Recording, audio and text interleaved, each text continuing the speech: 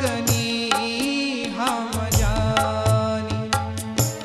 निर्गुण पास लिए कर डोलन, निर्गुण पास लिए कर डोलन, बोले मधुरी वाणी माया महाठगनी हम जानी।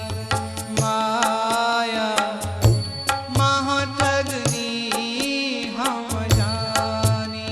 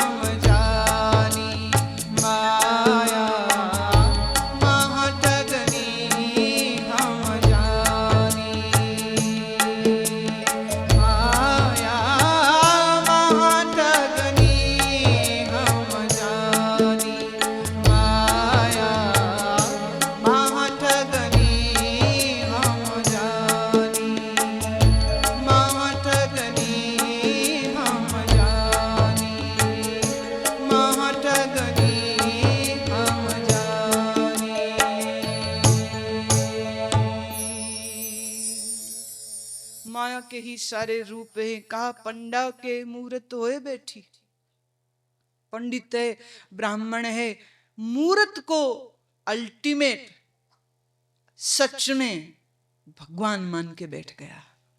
मूर्ति साधन थी, माध्यम थी अपने अंदर भक्ति भाव को, एकाग्रता को, श्रद्धा को, प्रेम को, तड़प को जगाने के लिए। लेकिन पंडा, पंडा माने पंडित, सिर्फ मूर्ति को ही साक्षात भगवान मान के बैठ गया। और कभी कभी तो भगवान छोड़िए, सिर्फ दुकान मान के बैठ गया। लगा दी मूर्त, अब घर उसी से चल जाएगा। इसलिए जो जो मंदिर ज्यादा प्रसिद्ध हो जाते हैं, जहां ज्यादा चढ़ावा चढ़ने लग जाता है, वहां उस कमेटी के सदस्य होने के लिए लोग रिश्वत देने लग जाते हैं। एक दो नहीं, कई 100 करोड़ों की रिश्वत होती है। जब मंदिर की आमदनी 1000 करोड़ प्रति वर्ष हो, तो कुछ 100 करोड़ देके अगर वहां की चेयरमैनशिप मिल जाए और वो 1000 करोड़ के ऊपर जो कंट्रोल मिलने वाला है। गुरुद्वारों की कमेटियां हैं नेशनल लेवल की, मंदिरों की कुछ प्रसिद्ध बड़े बड़े मंदिर हैं, 500 करोड़ 1000 करोड़ साल का उनका चढ़ावा होता है। तो कबीर कहते वहां माया ने क्या रूप लिया? पंडे के यहां मूर्त का, फंसा के रखा उसको वहां। तीर्थ में भई पानी, तीर्थ में जो नदी बह रही होगी, लोग उसी के इर्द गिर्द दुकान लगा के बैठ जाते। गंगा किनारे देखिए वो प्रसाद बेचने वाले, ये काहे का गंगा माई का प्रसाद है। किसका प्रसाद? गंगा माई का प्रसाद। अब कोई गंगा जली भर के कैनी में गंगा जल ले जाए तो समझ ये हुआ गंगा का प्रसाद। पर वो जो खोमचे लगा के बैठे हुए,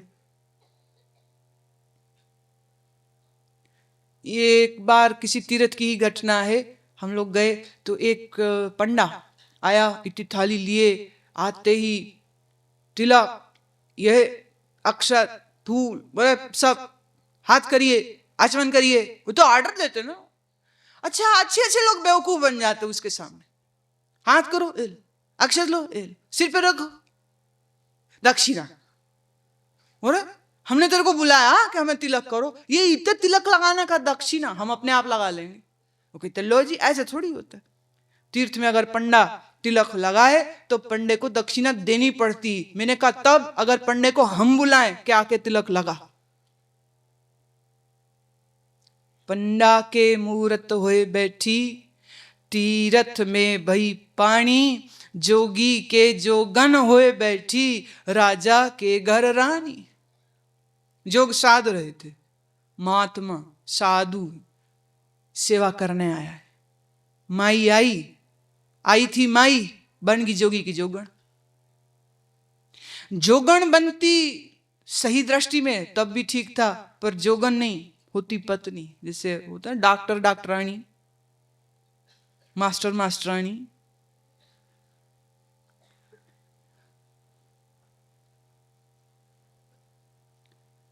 काहू के हीरा होए बैठी, काहू के कौड़ी कानी। ये माया के रूप देखो। जिसके तो धन है, हीरा है, दौलत है, वो उसमें संलिप्त है, उसमें आसक्त है। और जिसके कुछ भी नहीं है वो भी गर्व करता है, उसको भी जकड़न। जैसे चर्च गेट में एक भिखारी भीख मांग रहा है, इतने में दूसरा आया, बे ये तेरा एरिया थोड़ी है, तू यहां क्या कर रहा है, ये तो कल्लू का एरिया है। तो बोले कल्लू मेरा ससुर है। बोले ये एरिया उसने मुझे दहेज में दिया। भिखारी है, कौड़े काने, माने कौड़े हैं, काने हैं, लेकिन अड्डा बेचते। ये भी माया का ही रूप है। भीख मांग करके भी उनको गुजारा करते। अब कोई है जो भीख मांगा धन है, ड्रग्स, नशे, ये सब करके सब बर्बाद करने वाले हैं। संभालेंगे थोड़े ना, इसलिए तो भिखारी हुए कि संभाला नहीं।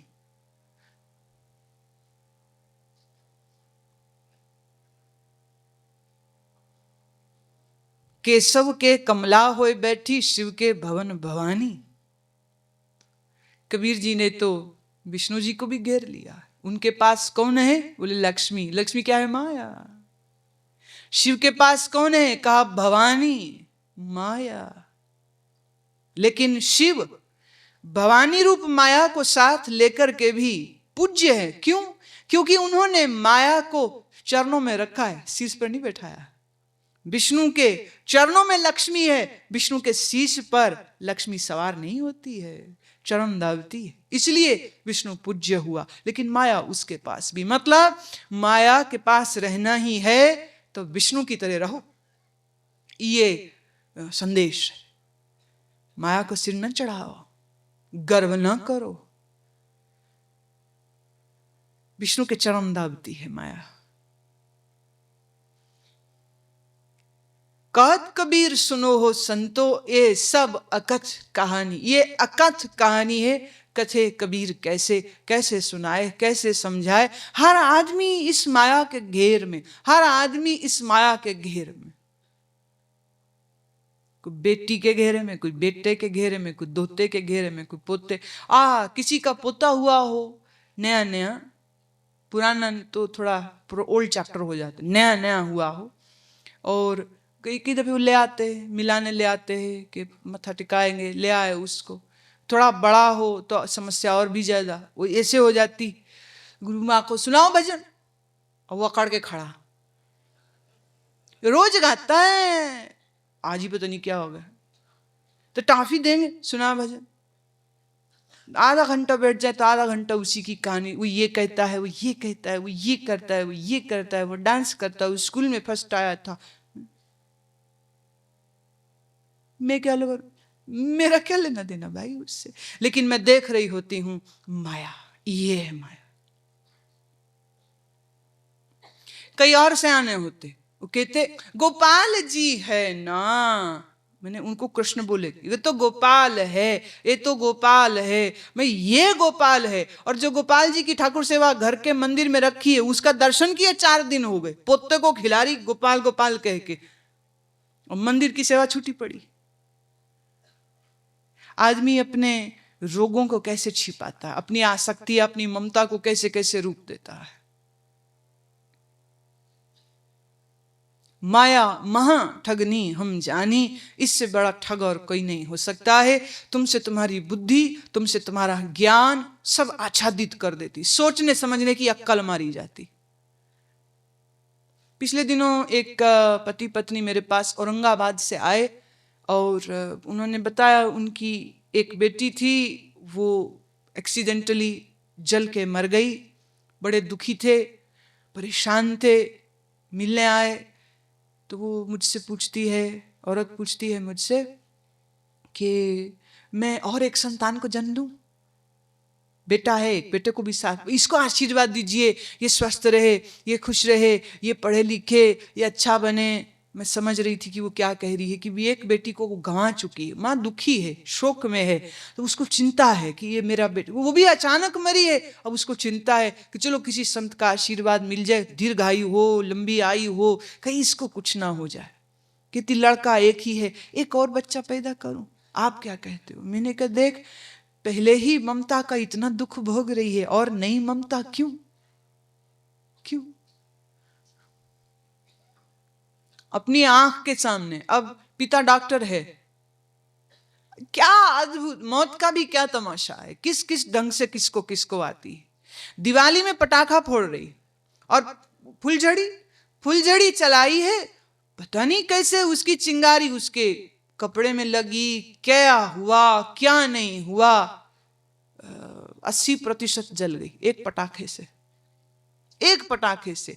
और बाप डॉक्टर है, और संजोग देखिए जिस समय यह घटना हुई बाप घर में नहीं था, क्योंकि दिवाली बीत गई है, वो नौकरी पे गया है, घर में है नहीं, और वो तड़प तड़प के मर गई। बाप डॉक्टर है, वो कहता अगर मैं घर में होता, अगर तो बेटी को कुछ संभाल लेता, शायद बच जाती, कुछ हो जाता। पर तो हैरानी है, परेशानी है, दुख है, पीड़ा है। समझाया बात की, पति वो पिता तो समझ गए, लेकिन वो औरत नहीं समझ पाई मेरी बात। वो बार बार एक ही चीज कहे, बार बार एक ही चीज, अच्छा और बच्चा करूं क्या? और उसकी आयु शुड बी अराउंड 46 साल की उम्र में अब और संतान पैदा करेगी। अजीब है। वो बात अलग है आर्टिफिशियल इंसेमिनेशन से। पिछले दिनों फ्रांस में एक 60 साल की महिला ने बच्चे को जन्म दिया, सिजेरियन हुआ। वो उसकी बेटी को हो नहीं सकता था तो she gave her womb, surrogated mother. ठीक है भाई, लेकिन एक ममता ने इतना दुख दिया, फिर नहीं ममता क्यों? इसको कहते माया। पुत्र अच्छा नहीं है, बहुत तंग करता, बड़ा दुख देता, फिर भी उसके साथ रहना अच्छा लगता है। वो ना दिखे तो परेशान हो जाते हैं, मेरे पास रहे, मेरे पास रहे, मेरे से दूर न जाए। बेटा है कि आगे से गालियां देता, गाली खा के भी प्यार करती। तुम कहते हो प्यार, मैं कहती हूं ममता। ममता भी क्या कहें, ये है माया। किसकी? ईश्वर की नहीं, तुम्हारे अपने मन की। किसकी माया? तुम्हारे अपने मन का बनाया हुआ जाल है, और इस जाल में ऐसा फंसा है कि तड़पता है, रोता है, पुकारता है, पर जिनसे पीड़ित हो रहा है उनसे दूर नहीं होना चाहता, फिर भी नहीं। एक महात्मा कहा करते थे कि संतान मीठे बिच्छू होती, मीठे बिच्छू, ऐसे बिच्छू जिनसे तुम अपने आप को डसवाने में आनंद पाओगे। वो उसको कभी ये चाहिए, कभी वो चाहिए, कभी ये चाहिए, कभी वो चाहिए, तो पैसे हमेशा ही कम पड़ेंगे, उनकी ज़रूरतें हमेशा ज़्यादा है, तुम्हारी देने की क्षमता हमेशा कम है, उनकी शिकायतों की फहरिस्त बड़ी लंबी है। अजीब पचड़ा है। और ये पचड़े में किसने डाला तुमको? तुमने, खुद ने अपने आप को इसमें डाला।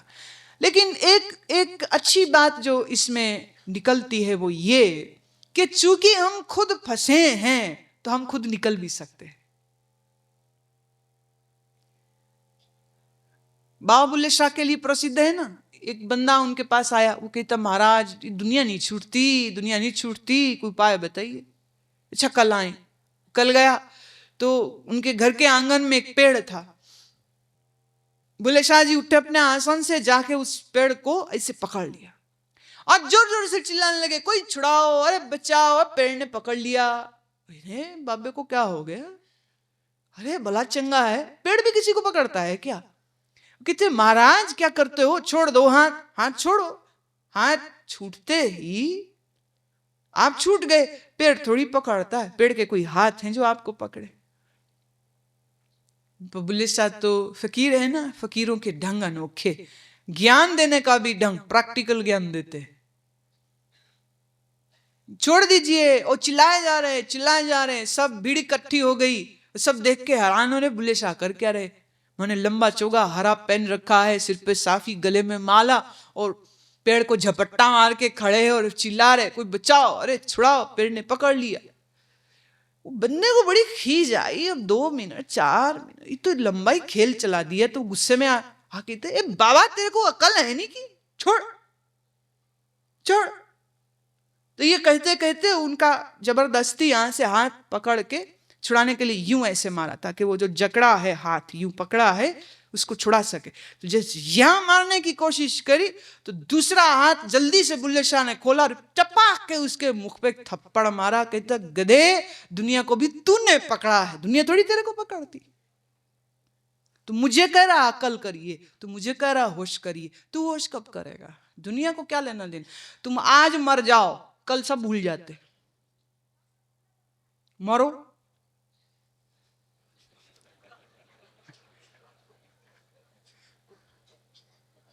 आज मरो।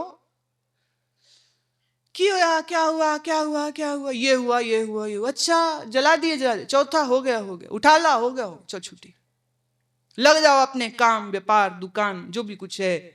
भाई लीव लिया सरकार से, कॉलेज से, स्कूल से, ऑफिस से। कितने दिन? पिताजी मर गए। अफसर कहता है पिछले साल तो मरे थे, कितने बाप है तेरे, इस साल फिर मर गए।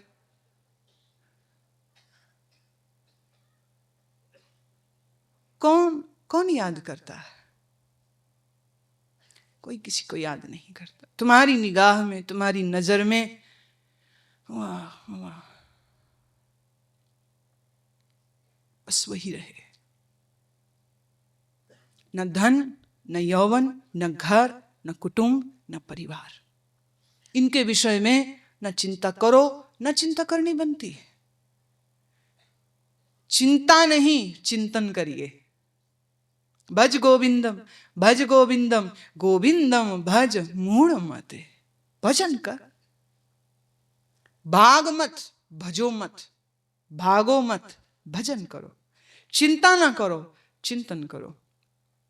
अपनी नजर में उसको रखो ताकि उसकी नजर तुम पे पड़े। बात समझे मैंने क्या बोली? उसको अपनी नजर में रखो, मैंने उसको याद, उसका स्मरण, उसका चिंतन।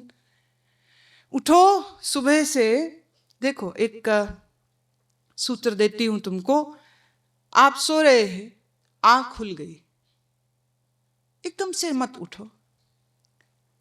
आंख खुली नहीं, नींद टूट गई, थोड़े देर बंद आंख में निद्रा से जागृत की ओर जाती हुई चेतना को देखो। कैसे तुम्हारी चेतना स्वप्न से जागृति में आती है। लेटे हो, नींद खुल गई, पर पूरी होश भी अभी नहीं है। तो इस नींद की बेहोशी में अपनी सजगता को जगाओ और कैसे निद्रा जागृत अवस्था में बदलती है उसको देखें। अथवा अगर ये न कर सके तो नींद खुल गई, आंख अभी खुली नहीं, बिस्तर में पड़े हैं, तो पहला स्मरण, पहला विचार प्रभु का हो, ईश्वर का हो, प्यारे का हो। पर ये तुम तब कर सकोगे अगर रात सोने से पहले तुम्हारा अंतिम विचार ईश्वर रहा हो, परमात्मा रहा हो, प्रभु रहा हो। सो रहे, सोने जा रहे, एकदम से तो नींद आनी जाती। जब लेटते हो, पड़े हो, इंतजार कर रहे हो नींद का। See you have to wait for sleep, you can't sleep just like that, you waiting. और उस वेटिंग पीरियड में तुम्हारे विचार में, तुम्हारे मन में उसका स्मरण, उसका स्मरण, उसका स्मरण। या यूं कहती हूं मैं, किसी भजन का बोल, कोई मंत्र, कोई ढंग, कोई तरीका, ईश्वर स्मरण, ईश्वर स्मरण। और ईश्वर स्मरण करते करते अथवा साक्षी की होश में रहते रहते नींद आई। नींद आई तो नींद भी बड़ी गहरी होगी। और फिर जब नींद खुली तो जो रात का अंतिम विचार होता है वही सुबह का पहला विचार होता है।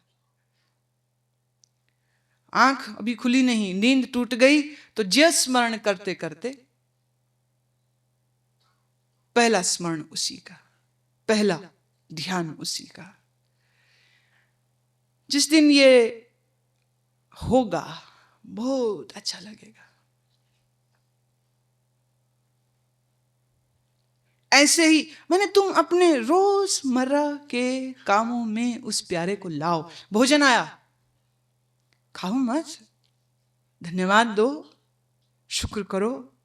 और पहला ग्रास, पहली ग्राही मुख में डालो तो कहो ले प्रभु जी भोग लगाइए। नया वस्त्र, नया कपड़ा, नई गाड़ी, नया घर, कुछ भी जो पहली बार इस्तेमाल करने लगे हो, हे गोविंद तेरे चरणों में अर्पित। अब गोविंद सरगुण रूप से तो भी अच्छा, और अगर अपने अंदर बैठे निर्गुण को गोविंद रूप से देखते हो तो भी अच्छा। हे गोविंद ये तेरे चरणों में। दुख आ गया, चिंता आ गई, मुसीबत हो गई, परेशानी हो गई, उस समय विचलित मत हो। हे गोविंद मेरे कर्म का लेख मुझको मिलता है, धीरज दे, इस दुख को मैं धैर्यपूर्वक भोग जाऊं, बिना चिल्लाए, बिना शोर मचाए, बिना शिकायत किए। है दुख तो मेरे कर्म का है सुख तो मेरे कर्म का है, पर सुख आए तो मुझे यह शक्ति देना मैं बेहोश ना हो जाऊं, और दुख आवे तो यह शक्ति देना कि मैं धीरज से उस दुख के समय को बिता सकूं. Let me be able to go through this suffering period. कभी रात में जरा आज ही सही, मालूम नहीं आज कितने तारे होंगे, पर देखना, कभी तारे देखते हुए, कभी बादलों को उमड़ते देखते, कभी बहते जलप्रपात को देखते, कभी फूलों को देखते, कभी बच्चों की मुस्कान में, कभी किसी सुंदर स्त्री अथवा पुरुष में, कभी किसी सुंदर फल में. देखो, ढूंढो सुंदरता को, ढूंढो प्रभु की स्तुति को, ढूंढो मौका, ढूंढो. कहां? जैसे अभी तुम मौका ढूंढते हो ना किसी की बुराई करने का, छोड़ते नहीं हो, एक नहीं छोड़ते मौका. ऐसे मौका ना छोड़ो उसको याद करने का.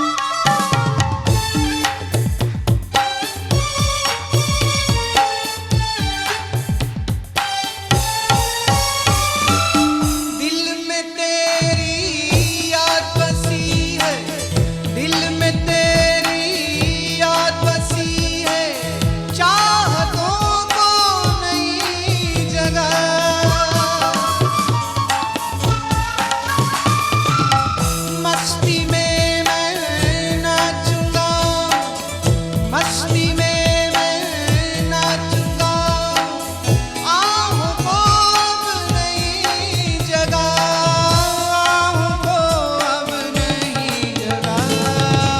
तू ही तू है, तू ही तू है, तू ही तू है, तू ही तू है, तू ही है निगाहों में। तू ही तू है, तू ही तू है, तू ही तू है, तू ही तू है।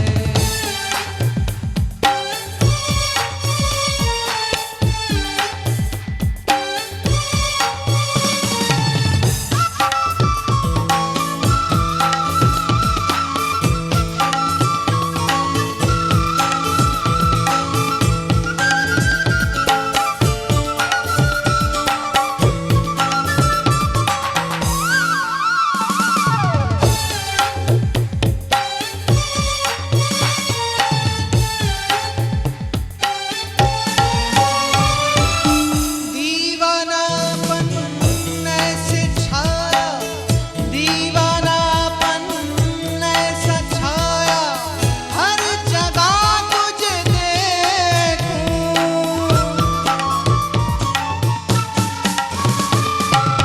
शीशा